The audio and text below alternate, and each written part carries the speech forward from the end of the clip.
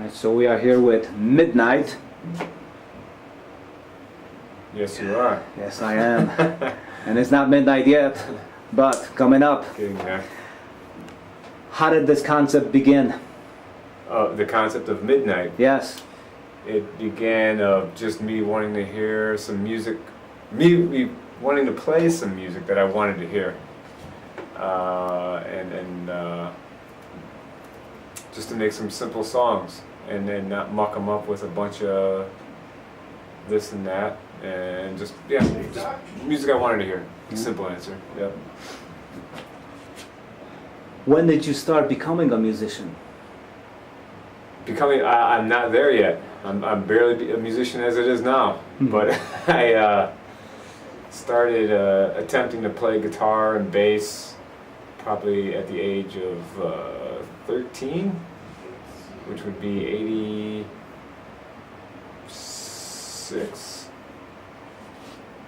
1986. Can you explain the band's image? Obviously, we cannot see your face. When you play live, you always have the same setup. How does that work? Are you in the witness protection program? A little bit. Yeah, that's why I had to live in Cleveland. I mean, did I say that I live in Cleveland? You might have mentioned. No, okay. But then that could have been an ally. No, it just helps because of all it. If I took the mask off, the women would flock to me too much. I want to give the other guys a chance to make babies and procreate and have this world be a more joyful place. So if it was just me, like I said, I'm just trying to give the other men a chance to procreate. Clearly, you're not a selfish man. No. And so how long did it take before the world caught up to midnight? are they? Did they catch up to midnight? I don't know. I mean, with that time change and everything, the daylight savings time. But no. Well, the first record I put out was in 2003, and then the first full length wasn't out until 2011. I think 2011. Do you think that helped? I think that helped. the population was ready to face that? Yeah, I think so. Then I was just waiting for some people to catch up, you know. And the idea for the image, other than that, did anything inspire you? Just to. Same with the music. I thought it fit the music pretty well. Just to keep it simple. It is an image. I just didn't want to go out and play music looking like a dork, or with a facial piercing or a tattoo on my head, or. So I thought this was pretty simple and pretty fitting with the music. How do you maintain staying anonymous? I don't say stupid shit. That's a lie because I say a lot of stupid shit, but no, I just live the life as a human. You know, I don't know if that's anonymous or not, but Great. yeah. Let's talk about the music. So, show us your albums and tell us a few things about that. There are a few albums already out there, so you're not a novice. Okay, these are some CDs, compact That's right. disc. This is a compilation of all of the early material, like I said before, from the 2003 to 2010 period. So that's 7 years worth of music, one CD. No double disc set needed for 7 years. That's right. Pretty raw. I like it. Next one was when actually I took the step to make a full-length album. What the hell? Why not? Take a chance in life. Make a full-length album. And some people seem to like it. How would you say the music evolved from the first 7 years of music to now? That's a good question. Maybe fortunately and unfortunately, it became a little together, a little more cohesive, I guess, and more audible. So some people might like that, some people might not. How do you manage it as a one-man band? It's just about that's a good question. How do I manage being cohesive as a one-person band? I don't try and think about it. My life pretty much hasn't changed since since 1983, things have been pretty much the same. So if I happen to have gotten better at playing drums from some point to some point another, that just maybe just happened. And when I say better at playing drums, it doesn't necessarily mean being able to keep a time better, but just to think how I wanted it to sound better, or more how I wanted it to sound, if that Right. makes any sense. It didn't stop there. There are more records. They're keeping them going then. Keeping them going. What the hell? 2014, got the red one. No Mercy for Mayhem. I think this album is more aggressive than this one. I don't know why that was, but it turned out to be, I think, more aggressive in a way. But the sound I thought was, I just wasn't happy with the sound of the snare drum. So a little thing like that can make me unhappy. But other than that, I think it was pretty good. Did you correct that on the next record? Well, the next record is also like an EP with many bonus tracks. The bonus So- tracks outweigh the EP. Yeah, Clearly. There's a 4-song, you got 4-song 12-inch, so you don't want to make a 4-song CD. So put a bunch of bonus tracks of stuff that wasn't available on CD yet. But yeah, I think this was real raw. This was just bash it out, make the songs up in 2 days and bash it out in a day, record it, and just get out some well-needed things that needed to get out of my body at the time. Right. And so then the next full length was this lovely cover. Very controversial. It sticks out. Yep, I it does.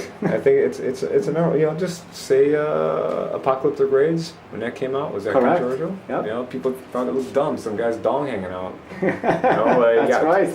However many 30 years down the line, people are getting it tattooed all over them. So waiting for the 30 years down the line when people are getting this tattooed on their body. But yeah, this one's really really special in a way. There's more actual nudity. Big deal. Nudity shouldn't be a big deal. Everybody's naked. They just kind of cover themselves up. But yeah, I'm really happy with this one for some reason. And then there's a new one to be coming out next year. And speaking of tattoos, do you find the band's name or artwork being tattooed anywhere? I see some people with quite a few tattoos. Even the last time I was in Europe, it was kind of funny. I'm just out, like you said, being anonymous, looking for records at the record booths and stuff at the festivals, and I see just a person next to me flipping through records, Midnight Tattoo. And but I didn't say anything, of course, but it would just been funny if you just like bumped me and said, "Oh, I need that record." And it was like, "Man, you got my band tattooed on your arm, and you're bumping me out to get that Aged Steel record?" But How do you react when you see that type of things that probably could be flattering? yeah, it is. I mean, I'm a pretty laid back kind of guy, so I mean, it's kind of, on one hand, it's somewhat uncomfortable because it's like, oh boy, I didn't really. Why did you do that to your body? I didn't. Why do you even like this band? But on the other hand, it's kind of cool that I think in the opposite way of how I thought of like growing up and thinking about bands like Motorhead or whatever it is, Voivod, blah blah blah. I can name a million bands that now younger people or older people, whatever, like the stuff that I'm doing in the same way that I liked those bands, and I still like those bands. Mm-hmm. Now you're obviously influenced by a lot of classic bands. Do you find yourself getting in touch with that type of feel? Yeah, that feel's never left me. So that's the only thing.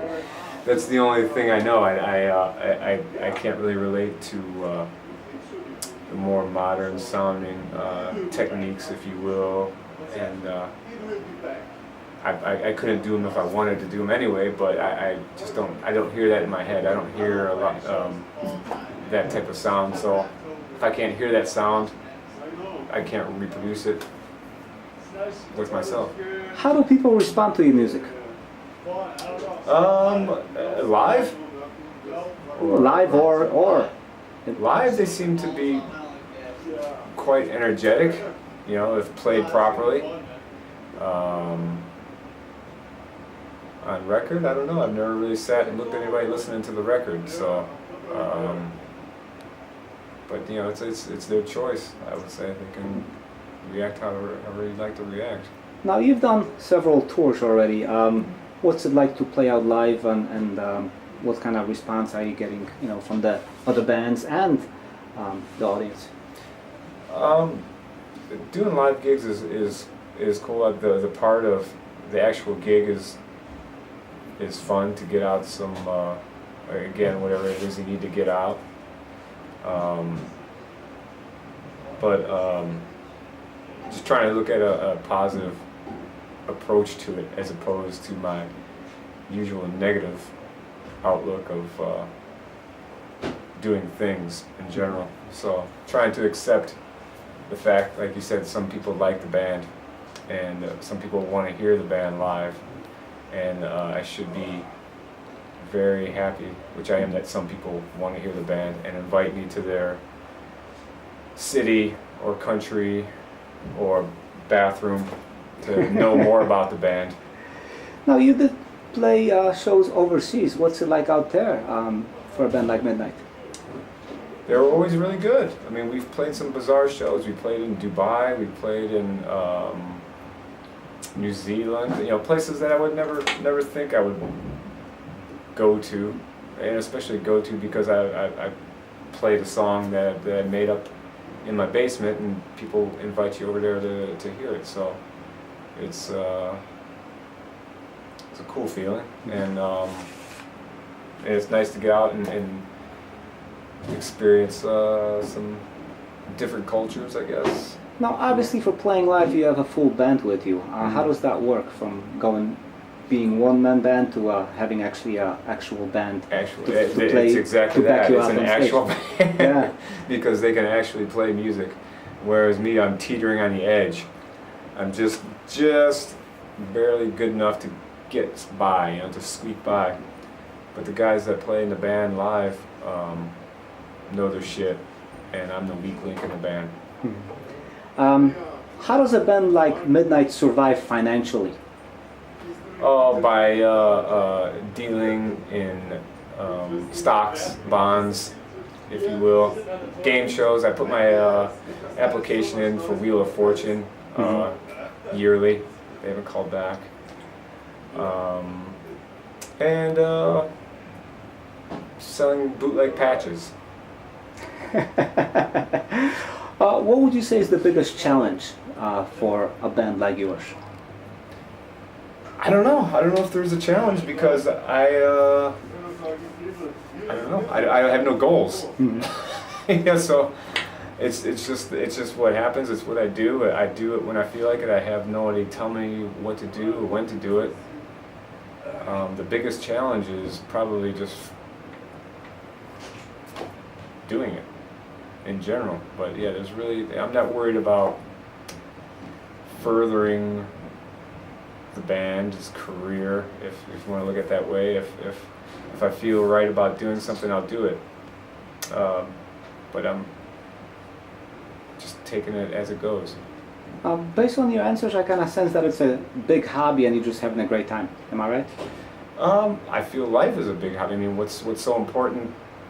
Do you feel working at a job is something important than a hobby? Is that more important because you can pay an electric bill with something that you might not like doing? So for me, you know, when someone says hobby, it makes it sound it's not quite that important. I would say passion, maybe. But it's something that's in me. It's been with me. It's a blessing and a curse, if you will, and. Can you describe the curse part?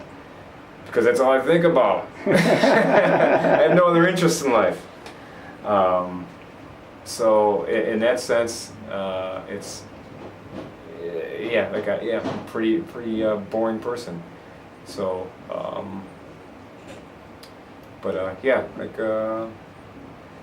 just lost my train of thought. I got zoned in on that orange thing. But And I don't smoke marijuana too, so I have no excuse for that. And the best thing about being in Midnight, or being Midnight? The best thing? The best thing is, I don't know, you meet some cool people. You meet some, people that may like the band or the music, and then they turn out to, you actually have something in common with them, and you can talk about some interesting topics, and they're good human beings, which is tough to find, I guess, a good human being. And finally, what is it you look forward to in years to come, or maybe months to come? Breathing, I look forward to that every day. Heart beating, that's a good sign. But no, I just take the shit as it comes. Like the Doors song, take it easy, baby, take it as it comes. But yeah, just recently, even more so, as you get older, as you get a little longer in the tooth, you want to appreciate the days as they are given to you. Simple Thank you. as that. Thank you.